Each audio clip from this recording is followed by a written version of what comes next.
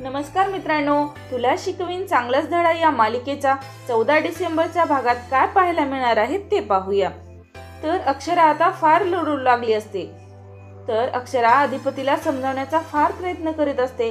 तर बजरंग खोटं बोलत आहे, तसं सगळं काही पण नाही, मी त्याला काही एक पैसे दिले नाही, मी त्याच्याशी कधी सुद्धा बोलले सुद्धा नाही याबाबत, आणि मी बोलायला लावलं पण नसतं, पण अधिपती काही एक विश्वास ठेवत नाही तिच्यावर।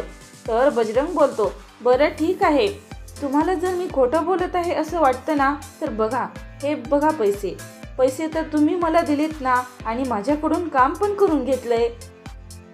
टीचर मॅडम, तुम्ही तर पैसे दिले होते, सगळा गुलाल लागलेला त्याला, सगळ्या खराब झालेल्या त्या नोटा, तर तुम्ही मला असे पैसे देता आणि काम करून घेता आणि असं सगळं बोलू लागतो तो बजरंग। हे बघून सर्वांना एकदम शॉकच लागतो। तर लगेच भुवनेश्वरी पण बोलते, सुनबाई, असं कराल असं मला कधीच वाटलं नव्हतं, तुम्ही पैसे दिले का इतकं बोलण्याकरिता, इतक्या खालच्या पातळीला जाल असं कधीच वाटलं नव्हतं। लगेच अक्षरा म्हणते, बजरंग, खोटं बोलू नकोस, मी तुला पैसे दिले नाही। अक्षरा म्हणते, बजरंग, तू निघ इथून, तू खूप प्रौढ आहेस, असं म्हणत बजरंग निघून जातो।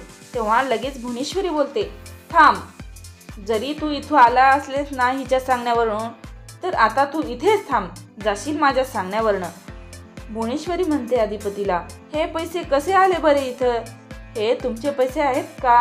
तर अधिपती बोलतो, हो, हे पैसे तर माझेच आहेत, हे पैसे तर मी मास्तरीन बाईला दिले होते। तेव्हा अक्षरा पण म्हणते, मी त्याला दिले नाहीत पैसे, हे पैसे खोलीमध्ये आहेत वरती। अक्षरा म्हणते, थांबा, तुम्ही 5 मिनिट वर थांबा, मी वरून पैसे घेऊन येते, तुम्हाला दिसेल हे पैसे वेगळे होते। असं म्हणून अक्षरा पैसे आणायला वरती जात असते। तेव्हा ती सर्व कपाट शोधून काढते, सर्व सामान काढते, पण तिला कोठेच पैसे दिसत नाहीत। ती फार शोधू लागते आणि आता असं करत करत 1 तास निघून गेलेला असतो, पण अक्षरा काही रूम मधून खाली आलेली नसते।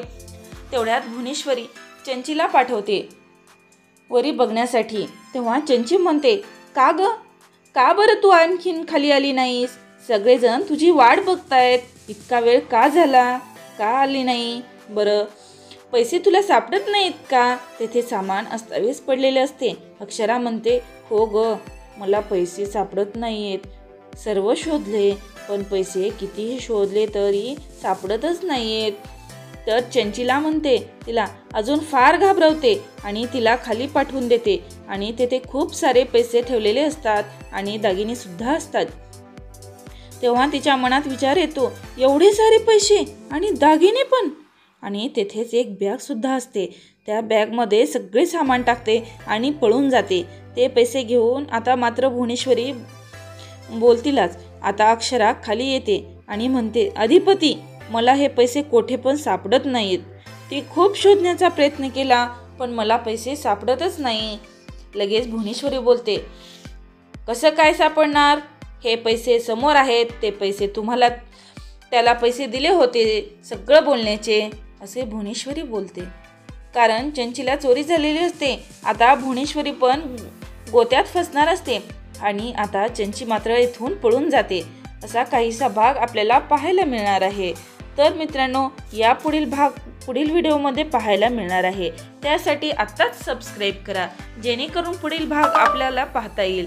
तोपर्यंत पाहत राहा फिल्मी बायोग्राफी यूट्यूब चॅनल। धन्यवाद।